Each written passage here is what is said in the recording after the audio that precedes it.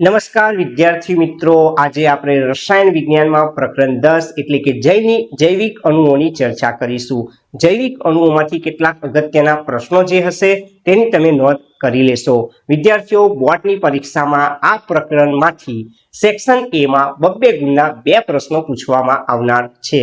તો વિદ્યાર્થીઓ, અહીંયા આગળ 2 માર્ક્સના તમારે દરેક પ્રશ્નો વ્યવસ્થિત તૈયારી કરવાની રહે છે. ખૂબ જ સહેલું આ પ્રકરણ છે. તો વિદ્યાર્થીઓ, શરૂઆત કરીએ આપણા સેક્શન એની એટલે કે સેક્શન એ માં પૂછી શકાય તેવા કેટલાક મોસ્ટ ઇમ્પોર્ટન્ટ પ્રશ્નોની.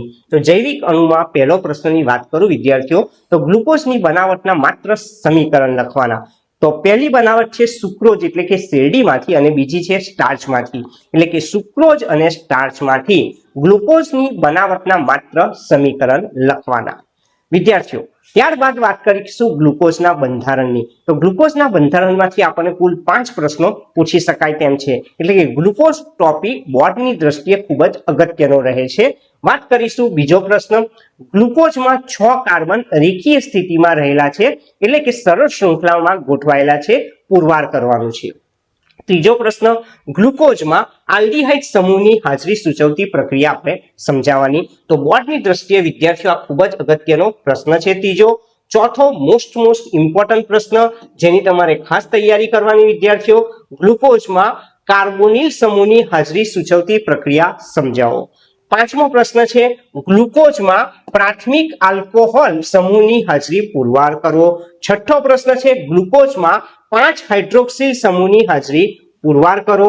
સાતમો પ્રશ્ન, સુક્રોઝ નોન રિડ્યુસિંગ શર્કરા છે, કારણ આપો.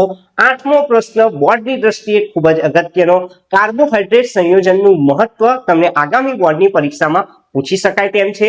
આ પ્રશ્નની તૈયારી કરી લેશો.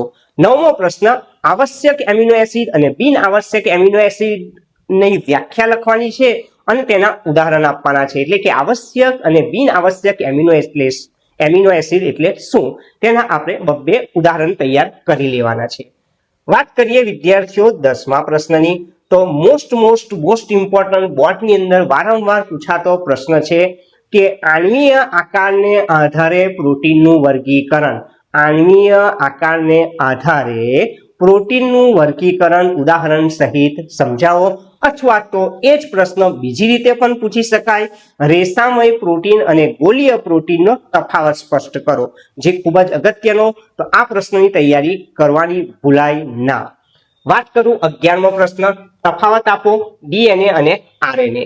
12મો પ્રશ્ન, પ્રોટીન સંયોજનોનું વિકૃતિકરણ. વિદ્યાર્થીઓ, પ્રોટીનમાંથી 3 પ્રશ્નો ખૂબ જ અગત્યના છે. આવશ્યક અને બિન આવશ્યક એમિનો એસિડ એટલે શું, તેના ઉદાહરણ આપો. બીજો પ્રશ્ન છે, આણ્વીય આકારને આધારે પ્રોટીનનું વર્ગીકરણ ઉદાહરણ સહિત સમજાવો. અને ત્રીજો મોસ્ટ ઇમ્પોર્ટન્ટ પ્રશ્ન છે, પ્રોટીન સંયોજનના વિકૃતિકરણના કારણો. તો આગામી બોર્ડની પરીક્ષામાં આ પ્રશ્ન પૂછાવાની ખૂબ જ શક્યતા રહે છે.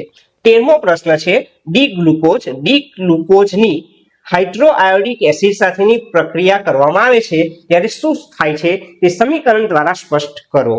14મો પ્રશ્ન, ડી ગ્લુકોઝની બ્રોમિન્જર અને નાઇટ્રિક એસિડ સાથેની પ્રક્રિયાના માત્ર સમીકરણ લખો. 15મો પ્રશ્ન, એમિનો એસિડ ઉભયગુણી વર્તણૂક ધરાવે છે, સમજાવો. 16મો પ્રશ્ન, જલદ્રાવ્ય વિટામિનની ઉણપથી થતા રોગોની યાદી આપો. તો વિદ્યાર્થીઓ, તમારે પહેલા જલદ્રાવ્ય વિટામિન કયા તે ધ્યાન પર લેવાનું છે અને એ જ વિટામિનની ઉણપથી થતા રોગ લખવાના. બીજો પ્રશ્ન પૂછી શકાય, ચરબી દ્રાવ્ય વિટામિનની ઉણપથી થતા રોગોની યાદી. એટલે કે આપણે ચરબી દ્રાવ્ય વિટામિનની પહેલા નોંધ કરી લેવાની અને એ વિટામિનની ઉણપથી થતા રોગો લખવાના.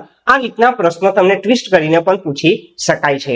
8મો પ્રશ્ન છે, ન્યુક્લિક એસિડ સંયોજન એટલે શું, તેમના અગત્યના કાર્યો લખો. ત્યારબાદ 19મો પ્રશ્ન છે, તફાવત આપો ન્યુક્લિયોસાઇડ અને ન્યુક્લિઓટાઇડ.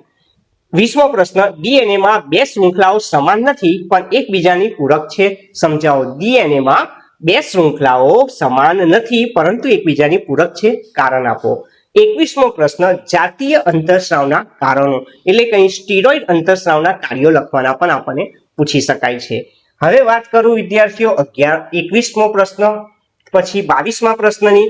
તો આ પણ બોર્ડની દ્રષ્ટિએ ખૂબ જ અગત્યનો. મેં તમને અગાઉ પણ કીધું કે ગ્લુકોઝમાં કુલ 5 પ્રશ્નો ખૂબ જ અગત્યના છે, જે પૈકીનો છે કે ગ્લુકોઝમાં કાર્બોનિલ સમૂહ આલ્ડીહાઇડ સ્વરૂપે હાજર છે, તે પુરવાર કરવાનું. ગ્લુકોઝમાં કાર્બોનિલ સમૂહ આલ્ડીહાઇડ સ્વરૂપે હાજર છે, પુરવાર કરો. અને છેલ્લે 23મો પ્રશ્ન, એમાઇલોઝ અને એમાઇલોપેક્ટિન વચ્ચેનો તફાવત પણ પૂછી શકાય છે. તો વિદ્યાર્થીઓ, આ વિડીયોમાં ખૂબ જ અગત્યના આપણે પ્રશ્નોની ચર્ચા કરી. તમારે ગ્લુકોઝ સંબંધિત જે પ્રશ્નો છે એમાં ગ્લુકોઝની બનાવટ અને ગ્લુકોઝના બંધારણમાં આવતા પ્રશ્નો, પ્રોટીનમાં 3 પ્રશ્નો ખૂબ જ અગત્યના છે, તેની પણ આપણે ચર્ચા કરી લીધી. અને વિટામિનનો ટોપિક તમારે પરીક્ષાની દ્રષ્ટિએ ખૂબ જ અગત્યનો રહે છે. તો વિદ્યાર્થીઓ, આગામી બોર્ડની પરીક્ષામાં આપ સારામાં સારું લખાણ લખી સારામાં સારા ગુણ મેળવો તેવી અમારી શુભેચ્છા છે. તમને આ વિડીયો પસંદ આવ્યો હોય તો તેને જરૂરથી લાઈક કરશો. ઉપરાંત તમારા વિદ્યાર્થી મિત્રોને તે શેર કરવાનું ભૂલાય નહીં.